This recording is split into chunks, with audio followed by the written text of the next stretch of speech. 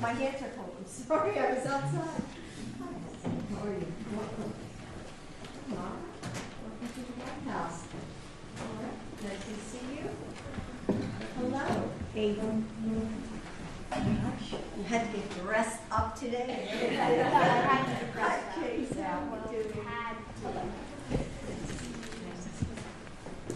Hi, Jeremiah. How are you? Nice to see you. Hi. How are you? Nice to see you. Are you yes, your brothers. Hello. Nice to see you.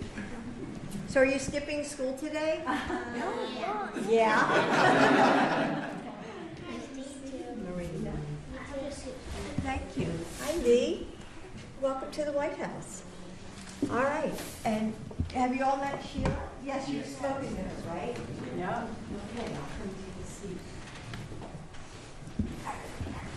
Please sit down. Really. Thank you. Good morning.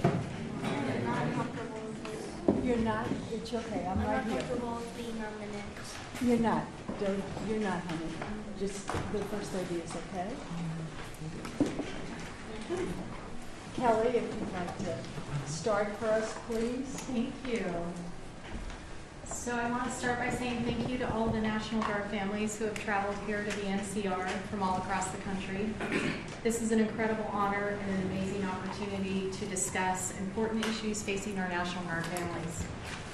I want to thank President Biden and his team, and especially Dr. Biden and her team, for always remembering our National Guard families, especially the children. Growing up as a military child is both a sacrifice and a gift. It's a sacrifice of time with your family, a sacrifice of both good and bad. It's a sacrifice every member of our community shares. But it's also a gift of compassion, a gift of service, and of unfathomable strength and resilience. Today I have the privilege of introducing one of our awesome National Guard children. His name is Caleb Greco, and I had the opportunity to speak with him and his family on their drive down to DC. Caleb is a 14-year-old military child born and raised in New Jersey. He is a big brother to Penelope. His mother, Laura, is with the New Jersey Army National Guard and is preparing for her first deployment. She is the only mother deploying in her unit. Caleb's father, Mike, will be holding down the fort, so to speak, during this deployment. I would like to thank the Greco family for their commitment to Laura and to all of us. It is not lost on any of us that deployments are hard on families, but we know their support makes our military the greatest in the world. It's hard to get to know someone in a 30-minute conversation, but I would say Laura and Mike have raised an impressive young man. And with that, I'd like to introduce Caleb Greco and let him tell us more about himself. Good afternoon, everyone. My name is Caleb Greco. I am 14 years old. I am from New Jersey. I am a homeschool student who enjoys drama, singing, art, and robotics. I want to express my thanks and appreciation for saying thank you for inviting me and my family to the White House. We are very honored to be here with all of you. Our host today is a very special lady. She is a woman who has dedicated her life to building into her family, teaching, and finding ways to use her gifts to help others. She holds a doctoral degree in educational leadership, making her the first wife of a U.S. president to hold a doctorate. Not only that, but she is the first to balance the role of the First Lady with a full-time job. She also has a passion for military families, which is why we are all gathered here today. She, along with Michelle Obama, founded Joining Forces to help provide support for military families like mine. It is with my great honor to present to you the lovely First Lady, Dr. Jill Biden. Thank you. Thank you, Kelly. And we're happy to have you with us today, and thank you for everything that you and your family do for our nation. So where's your mom? She's right there. Oh, there she is. Yes. Nice to see you. Well, it's not just my family. It's everyone here Everyone's has family. a family that has been contributing to this country. Yeah. Thank you for being here today. Thank you for having me. And Kelly and General Hookinson, Joe and I are so grateful for your leadership and everything you do to help National Guard families. So thank you all for joining us. You, members of the National Guard, and your families hold a special place in my heart because our son Bo was served in the Delaware Army National Guard. And our National Guardsmen and women have to be ready to go on a support mission at a moment's notice. And that means that their kids, all of you, know what it's like to have your mom or your dad missing at the dinner table every time they're called to duty. And you do it with humility and honor. I want you to know that my husband, President Biden, and I are so grateful and so proud of all of you. We know it isn't easy. When our son Bo was deployed, we saw how much our grandchildren, Hunter and Natalie, missed their daddy. But, like all of you, they were brave and strong.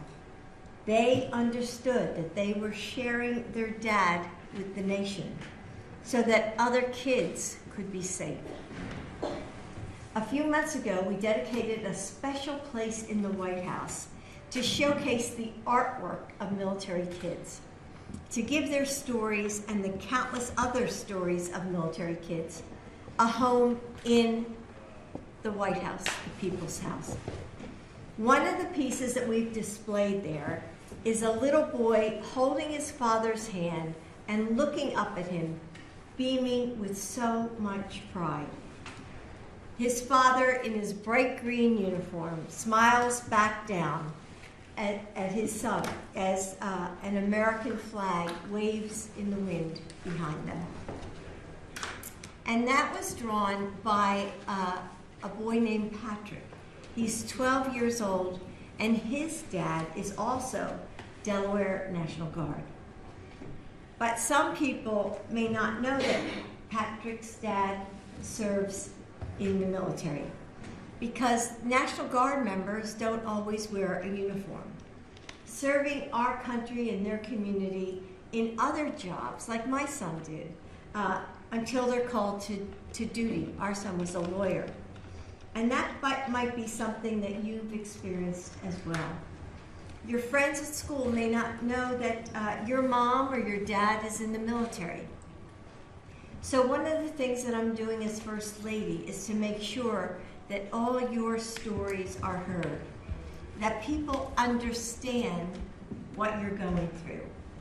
And that's why I ask you to join me today. I want to hear, what's on your minds.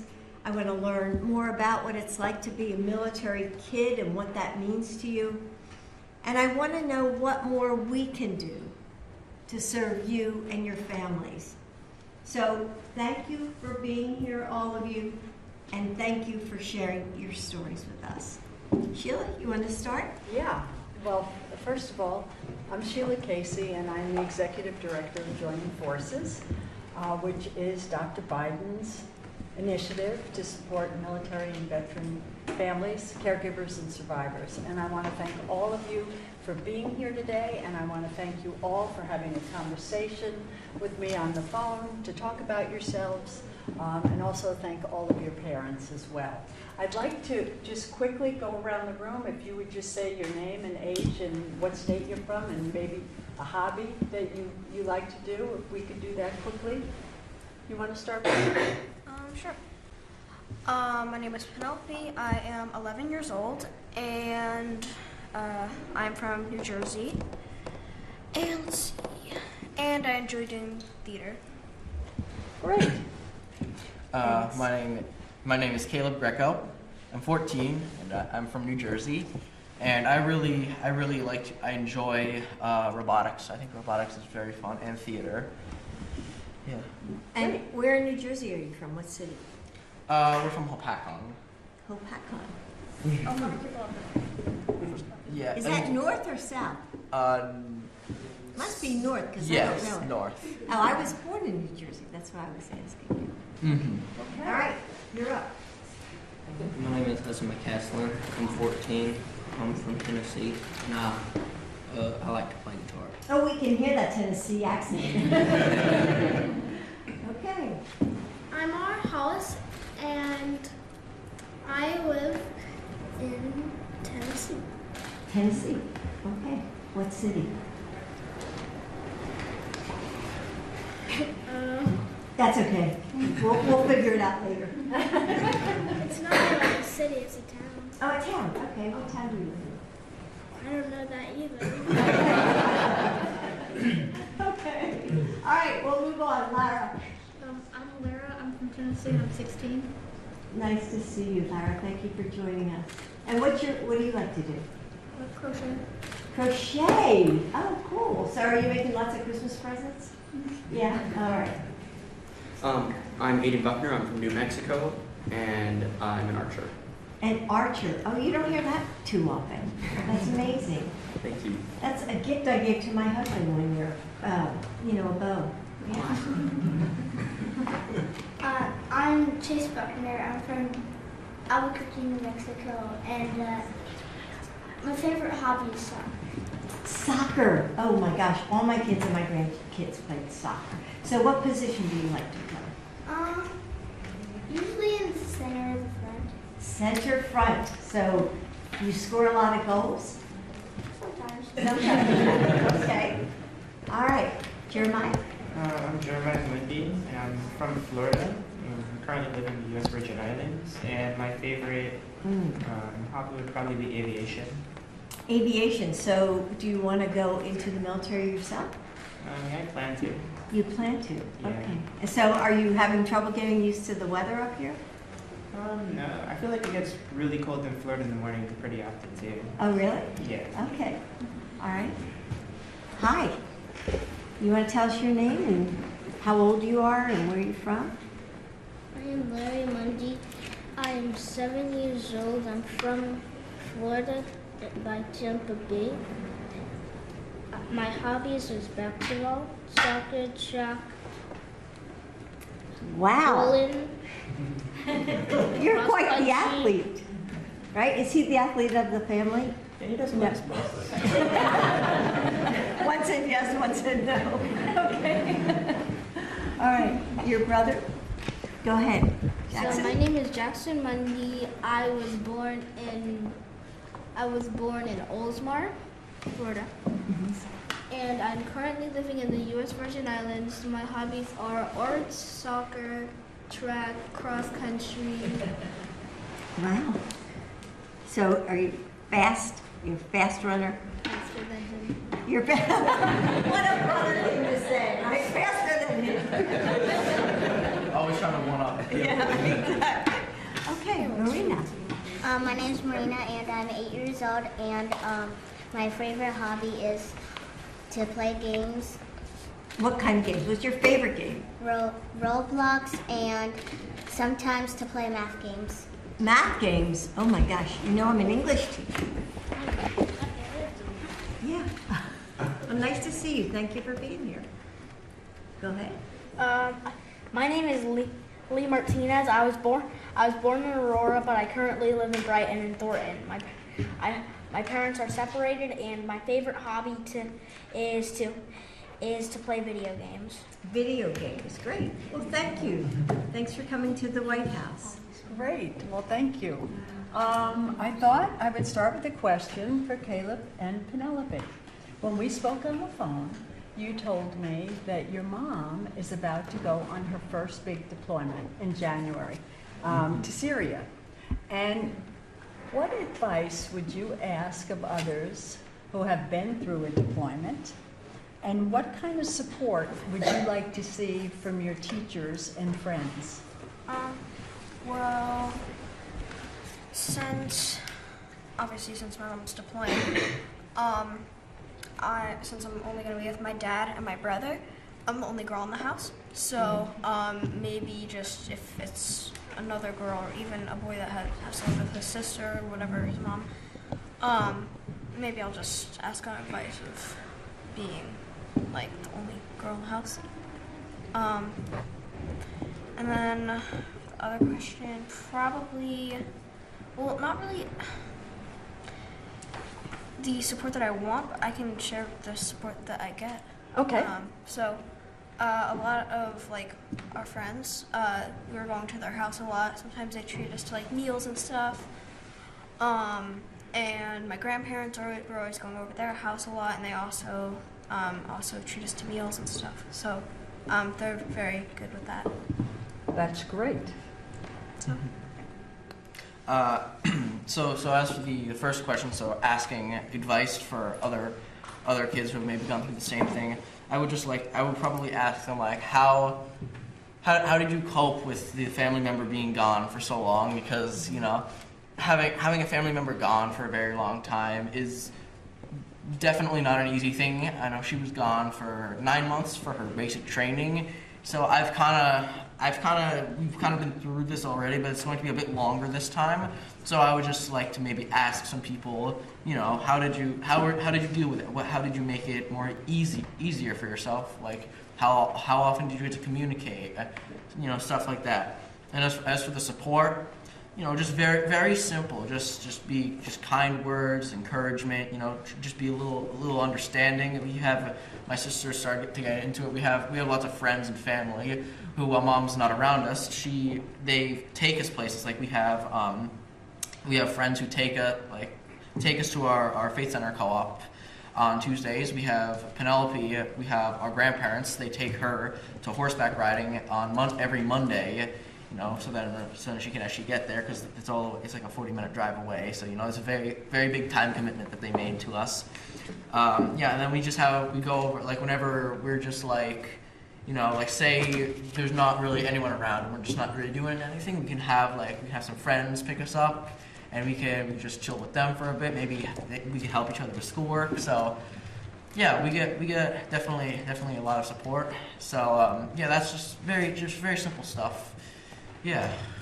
Great. Well, when my son was deployed, I saw so many acts of kindness from people in the community, and I know one day we had a really big snowstorm, and somebody, my daughter-in-law called me, and she said, "Nana, there's somebody out there just shoveling my driveway for me." And I thought that was the kindest thing, that people in the community knew, it would be hard for her to do it with 2 little children, and they just came and just did it and just walked away, never knocked on the door or wanted any credit. Mm-hmm. So I think it's important for families in the community to commit to an act of kindness for a military family, because it would mean a lot to you, right? Yeah, I know a lot of people these days, this generation, the world's fallen, there's the nice people, they've all gone. And I say, well, you see, there's many nice people around.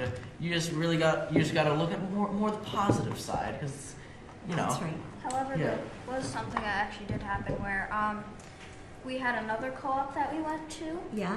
And this was not really support, because we actually, since our mom was in the military, she wasn't able to walk. She wasn't able to be there with us.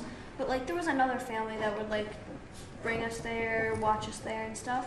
How nice. But then they said, "Oh, your mom's in the army. She's not going to be able to be there during the deployment, and teach any classes. So you're not allowed to go anymore." So that was unfortunate, because we kind of had a whole friend network in that co-op, and that's because we're homeschooled. So that was our academic co-op, and they didn't let us back in because she was deploying. And she was even going to teach a class when she got back. Yeah, so that was a little bit unfortunate. Thankfully my mom hired us a tutor, so we're taking that's how we're getting our curriculums done right now. But yeah, that was definitely surprising, to say the least. So they would just say, "You can't come back because your mom is deploying and she can't physically be there." So that was a little shocking, but we're hoping that other members of your community kind of step in and embrace you as a family. Mm-hmm. So thank you for sharing that with us. Thanks. Marina. Yeah. You came to this country when you were 11 months old from a refugee camp in Kenya. And you came with your mom and your dad, and your dad joined. Oh, you moved over there. Your father joined the New Hampshire National Guard and became an American citizen.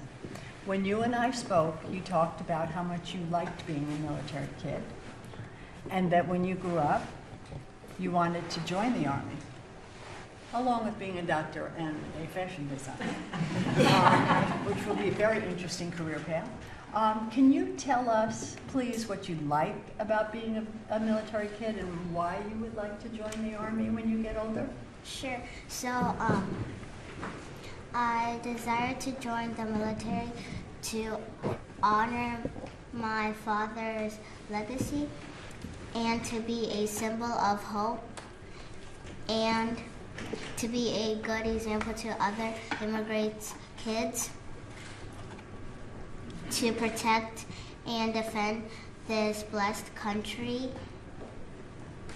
And thank you, First Lady, for your attention and hard working. Keep it up. Continue to bring our military families and our great nation. Thank you, Marina. That was beautifully said. Thank Yeah. you so much. Thank you. So we're going to take a pause for just a moment, and as the press moves out,